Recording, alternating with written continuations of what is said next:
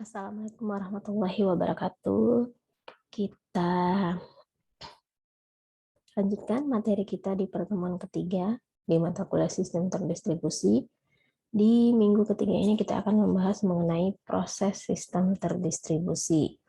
Nah, di dalam materi ini, apa saja yang akan kita pelajari nanti? Ini yang pertama adalah mengenai proses pada sistem terdistribusi, kemudian ada thread, multi-thread, virtualization, dan client server ya.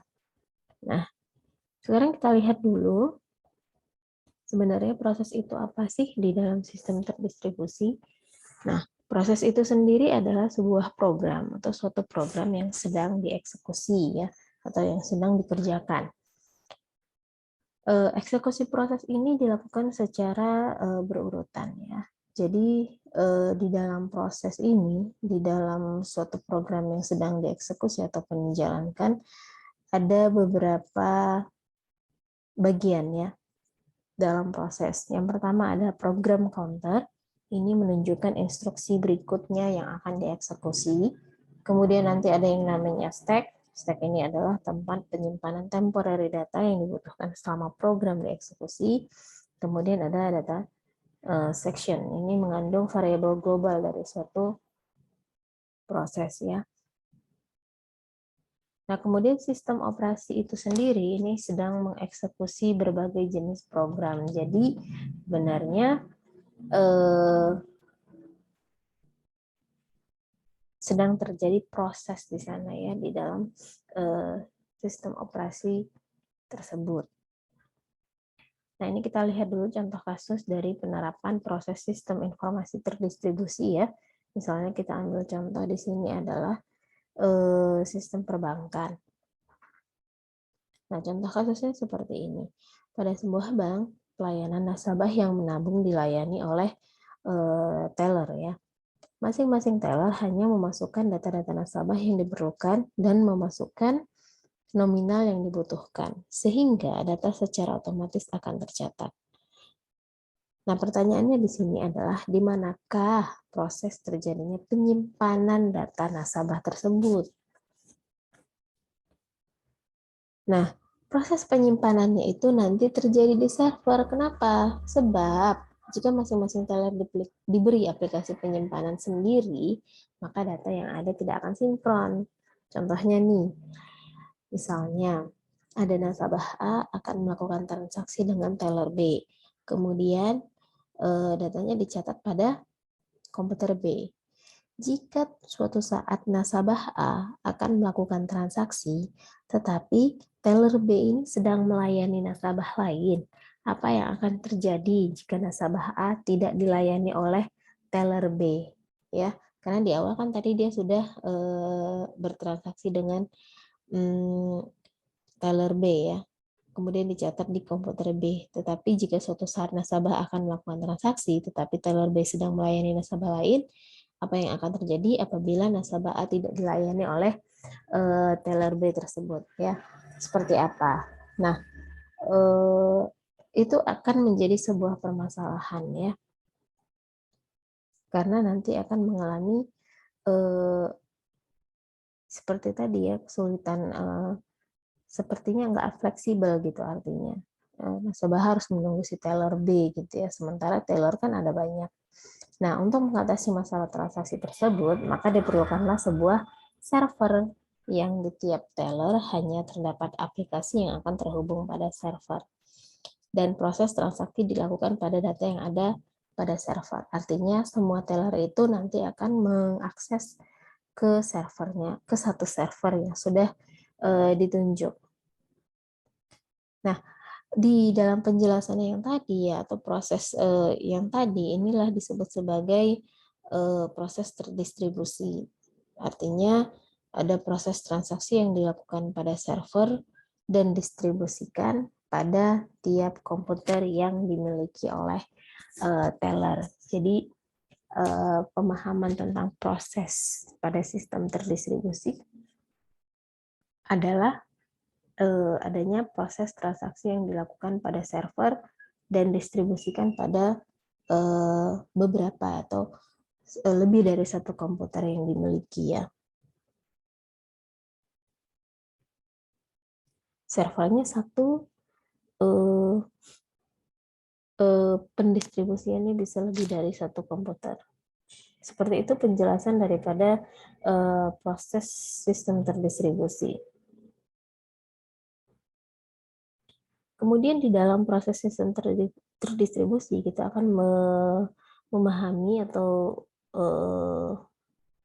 belajar masalah thread dan multi-thread. Mungkin teman-teman sudah paham ya antara thread dan multi-thread ini ya. Nah, thread ini adalah sebuah alur kontrol dari sebuah proses. Thread ini adalah sebuah alur kontrol dari sebuah proses ya. Nah, kemudian di dalam thread ini ada thread dan ada atau thread tunggal ya. Ada juga yang namanya multi-thread. Nah, thread tunggal ini hanya memungkinkan proses untuk menjalankan satu tugas pada satu waktu. Jadi kalau thread tunggal ini atau single thread ini adalah memungkinkan proses untuk menjalankan satu tugas ya, satu tugas pada satu waktu. Sementara untuk multi-thread ini adalah nanti akan menjalankan lebih dari satu tugas pada satu waktu. Namanya juga multi, berarti banyak tugas yang akan dikerjakan yang dilakukan pada satu waktu. Kalau dia single thread, ini nanti menjalankan satu tugas pada satu waktu. Nah, kalau kita lihat di dalam gambar ini adalah perbedaan antara multi-thread dengan single thread ya, antara thread tunggal dengan thread yang banyak lah artinya. Nah, ini ada perbedaan antara proses dengan single thread dan juga dengan multi-thread. Misalnya di sini ada task atau tugas-tugas yang dikerjakan ya, kemudian di sini ada single thread. Nah, apabila dia yang single thread itu nanti menjalankan satu tugas aja, dia nggak bisa banyak, satu-satu. Sementara kalau multi-thread dia bisa menjalankan lebih dari satu tugas pada satu waktu, berbarengan ya. Nah, contohnya seperti ini. Ini yang single thread, ini yang multi-thread. Apa sih sebenarnya keuntungan daripada multi-thread? Yang pertama ini adalah responsif. Jadi ketika kita menerapkan multi-thread, ini dapat meningkatkan respon pada pengguna. Contohnya misalnya gini, bisa pengguna tersebut bisa mendapatkan atau mampu melayani permintaan pengguna lebih dari satu kegiatan ya. Contohnya dalam web browser yang multi threading, sebuah thread dapat melayani permintaan pengguna, sementara thread yang lain berusaha untuk menampilkan image. Jadi bisa dikerjakan dalam satu waktu. Kemudian berbagi sumber daya. Keuntungan yang kedua daripada multi thread ini adalah berbagi sumber daya, yaitu thread berbagi memori dan sumber daya dengan thread lain yang dimiliki oleh proses yang sama ya. Jadi dari satu proses yang sama berbagi memori dan juga berbagi sumber daya dengan thread yang lain. Keuntungan multi-thread yang ketiga ini adalah ekonomis ya. Ekonomis di sini adalah ya tadi karena thread-nya berbagi memori, maka artinya lebih ekonomis lah sumber daya yang diberikan dan juga memori yang dibagikan tersebut ya. Kemudian ada yang namanya utilisasi arsitektur multiprosesor. Ini adalah keuntungan dari multi-thread dapat sangat meningkat pada arsitektur multiprosesor, di mana setiap thread dapat berjalan secara paralel di atas prosesor yang berbeda. Nah, ini adalah keuntungan yang keempat daripada multi-thread. Kemudian kita lihat ada yang namanya virtualization. Thread dan proses dapat dilihat sebagai cara untuk melakukan lebih banyak hal pada saat yang sama. Ya, jadi sebenarnya thread dan proses itu adalah sama ya. Artinya dia mengeksekusi sebuah tugas. Jadi thread dan proses ini dapat dilihat sebagai cara untuk melakukan lebih banyak hal pada saat yang sama. Akibatnya memungkinkan adanya potongan-potongan program yang tampaknya dijalankan secara bersamaan. Dilakukan secara bersamaan ya. Pada komputer prosesor tunggal, eksekusi simultan ini tentu saja ilusi Karena hanya ada satu CPU, hanya instruksi dari satu proses akan dieksekusi pada suatu waktu gitu ya. Kalau misalnya kita lihat di sini, virtualization dalam sistem terdistribusi adalah setiap komputer yang terdistribusi menawarkan antarmuka pemrograman ke perangkat lunak tingkat yang lebih tinggi. Seperti yang ditunjukkan pada gambar 2 ini, yang di sini ya, gambar 2. Ada banyak jenis antarmuka, mulai dari set instruksi dasar yang ditawarkan oleh CPU hingga koleksi besar antarmuka pemrograman aplikasi yang dikirimkan dengan banyak sistem middleware saat ini. Nah, karena itu, virtualisasi berunsur dengan menambah atau mengganti antarmuka yang ada untuk meniru perilaku sistem yang lain, seperti yang ditunjukkan pada gambar yang ketiga. Jadi kalau di gambar yang kedua ini adalah ada sebuah program, kemudian di sini ada interface ya. Adanya program, interface, dan sistem. Kemudian kalau di dalam gambar yang ketiga ini memberikan sebuah konsep virtualization, di mana nanti di sini ada interface meniru perilaku interface A di interface B gitu ya. Implementation of mimic A on B. Nah, ini interface yang B. Jadi adanya ilusi atau sebuah virtualisasi interface di dalam penggambaran ini. Nah, ini adalah peran virtualisasi dalam sistem terdistribusi. Kemudian yang terakhir kita lihat di dalam proses terdistribusi ini ada yang namanya client server. Mungkin teman-teman sudah paham ya antara pemahaman tentang client dan server. Pada sistem klien atau server harus terdapat satu atau beberapa server yang menyediakan layanan dan satu atau beberapa klien yang meminta layanan tersebut. Jadi kalau server itu menyediakan layanan, kalau klien itu adalah request atau meminta sebuah layanan. Istilah server di sini bisa aja komputer-komputer kelas server ya, misalnya pakai IBM, HP Compaq, dan lain-lain, atau juga berupa software yang dapat dikategorikan berdasarkan layanan, misalnya web server, application server, ya database server itu adalah contoh-contoh daripada server itu sendiri. Nah, sekarang kita lihat dulu yang dari sisi klien. Klien ini adalah menyediakan sarana bagi pengguna untuk berinteraksi dengan server jarak jauh. Klien ini adalah tempat permintaan ya, atau request gitu. Di dalam tugas utama klien ini adalah menyediakan sarana bagi pengguna untuk berinteraksi dengan server jarak jauh. Ini kan karena kita berbicara masalah sistem terdistribusi.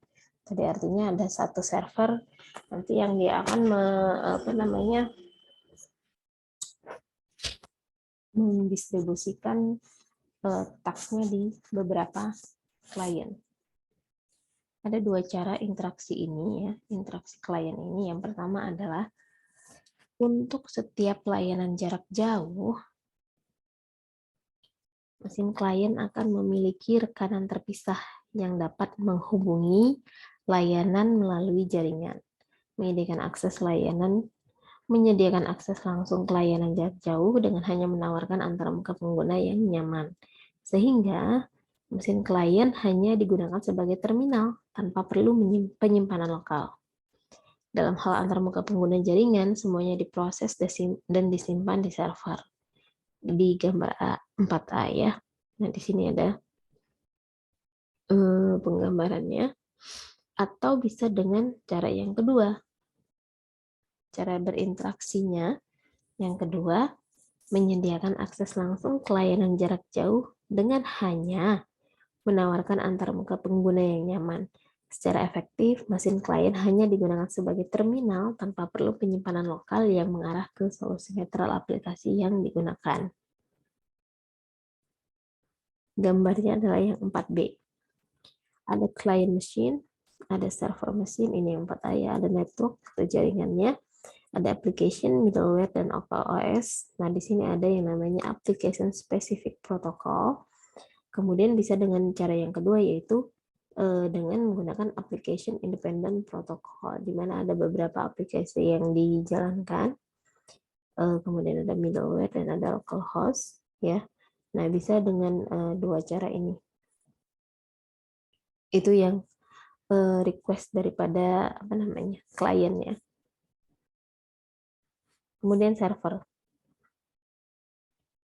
Server ini adalah sebuah proses yang mengimplementasikan layanan tertentu setelah kumpulan klien. Intinya, setiap server menunggu permintaan masuk dari klien dan selanjutnya memastikan bahwa permintaan itu ditangani. Setelah itu, dia menunggu permintaan masuk berikutnya. Jadi, server itu fungsinya adalah merespon dari apa yang diinginkan oleh klien. Cluster server tidak lain adalah kumpulan mesin yang terhubung melalui jaringan, di mana setiap mesin menjalankan satu atau lebih server. Cluster server yang dipertimbangkan di sini adalah di mana mesin terhubung melalui jaringan area lokal. Ya. Nah, ini yang disebut dengan cluster server. Nah, ini ada contoh dari penggambaran daripada cluster server.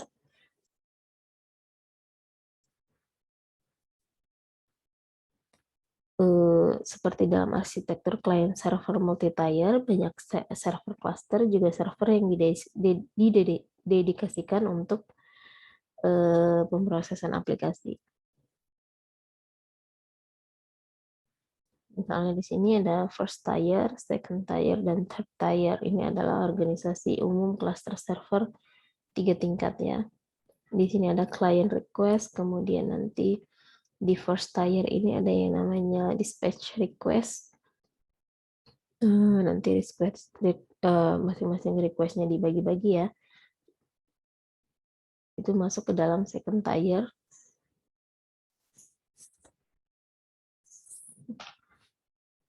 Kemudian nanti di third tier ini adalah pendistribusian filenya atau pendistribusian database-nya. Nah, sampai sini dulu untuk proses sistem terdistribusi, pembahasan mengenai proses thread dan multi-thread serta client server di dalam sistem terdistribusi. Mudah-mudahan bisa dipahami. Jangan lupa nanti ada tugas yang saya berikan. Teman-teman tolong dikerjakan, ya. Terima kasih. Assalamualaikum warahmatullahi wabarakatuh.